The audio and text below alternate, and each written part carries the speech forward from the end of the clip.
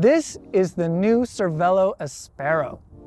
It is an update to the gravel bike that the company launched in 2019. And like its predecessor, this model here is geared towards racing on rough surfaces and not so much the bike packing or exploring. It truly is a ripper. And before I get though more into how it handles, let me talk about some of the key details of the bike.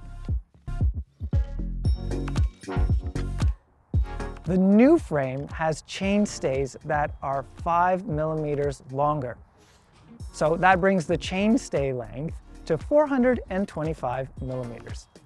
That change is one of the reasons that there's a bit more tire clearance at the back. There's a SRAM Rival group set. It has an Axis Explorer derailleur at the back. It works with a 1044 tooth cassette. Combine that cassette with the 40 tooth chainring at the front and you have a healthy amount of gear inches for various inclines that you might encounter. Actually, speaking of chainrings, you can go as high as 46 on a 1x. Actually, you can go even higher. If you use a SRAM wide crank set, then you can go up to 52 tooth. If you're running a 2x system, 52 is, again, the biggest you can go there.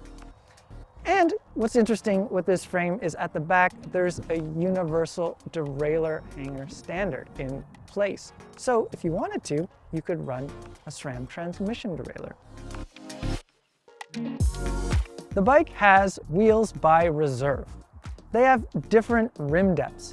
At the back, it's 44 millimeters. At the front, it's 40. Actually, they also have different internal rim widths.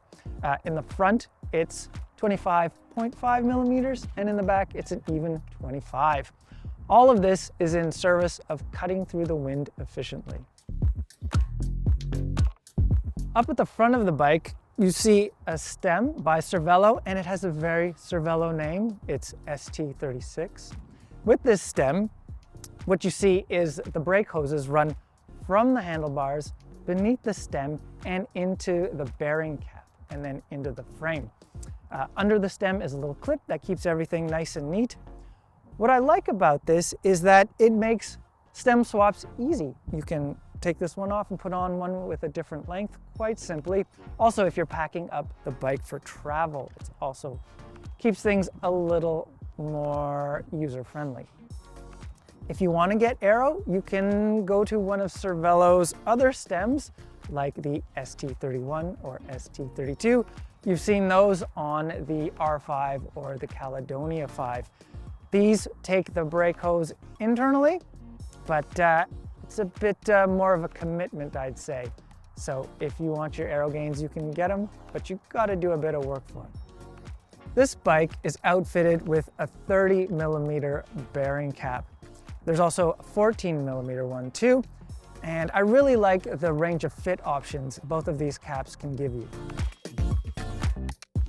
This Cervélo Áspero is also designed to work with 650B hoops. If you're going to run smaller wheels, you'll want to adjust the flip chip up at the front fork. What it does is it modifies the trail and keeps the handling consistent when you switch to the smaller wheels. You can also flip the chip with your 700C wheels. I prefer it in the forward position. That keeps things a little more nimble, a little more agile. If you flip it rearward, those 700C hoops just give a slightly more stable ride to the bike overall.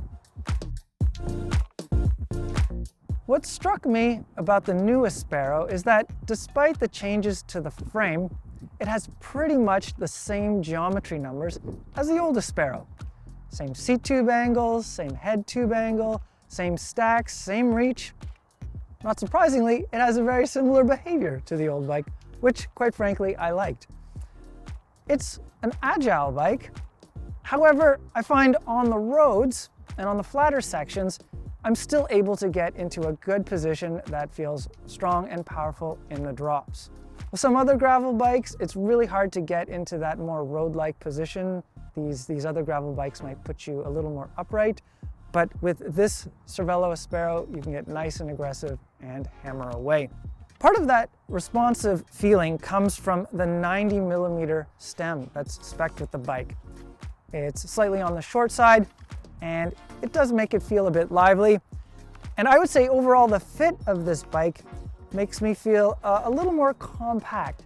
I've considered maybe putting on a 100mm stem, something a little bit longer, but I kind of like the 90 that it's spec'd with. I think with that, Cervélo is encouraging you to take it out on the trails a bit, and with that shorter stem, you get a bit more control, having your weight better over the tire, getting it squished onto the whatever surface you're on.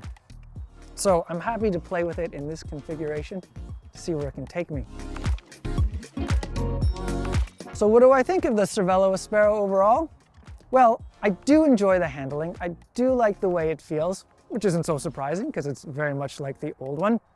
What I need to find out more about is how some of the new compliance features feel on longer rides. I've only had this bike a few weeks. I haven't really been able to push it on greater distances. However, I am excited to take this bike out on some really big outings just to see how fast and how far I can go.